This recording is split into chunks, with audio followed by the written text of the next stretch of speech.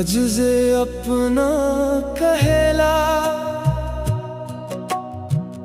काल बेगाना हो जाला।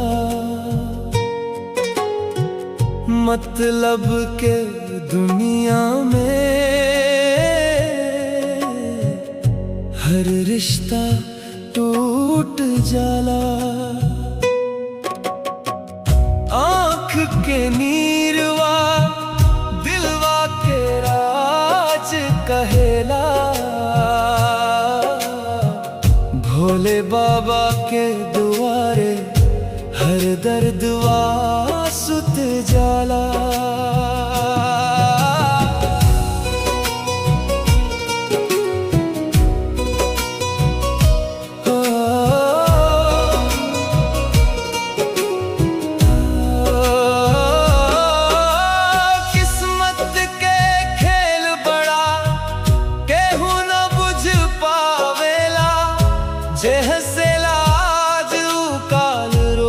नजर आवेला झूठा प्यार छोड़ा भोले के नाम जपा। महादेव के कृपा से हर संकट डर जाला।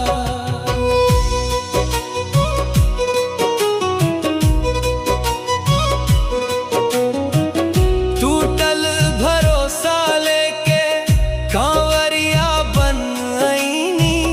गंगा जल चढ़ावे खातिर बाबा धाम आईनी। बेल पत्र धतूरा संग अपना दुख सुनैनी। भोले बाबा मुस्कैनी किस्मत फेर देनी। जे छोड़ के गईल ओकरा से अब का शिकवा। भोले बाबा के चरण में मिल गईल ठिकाना। आदर्श यादव गावे महादेव हमार जान। हर जन्म में मिली बाबा बस ही अरमान। समापन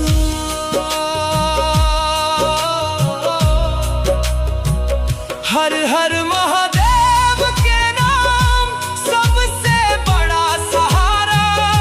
दुनिया छोड़ सकेला भोले बाबा कभी ना छोड़े। हर हर महादेव सुनो आज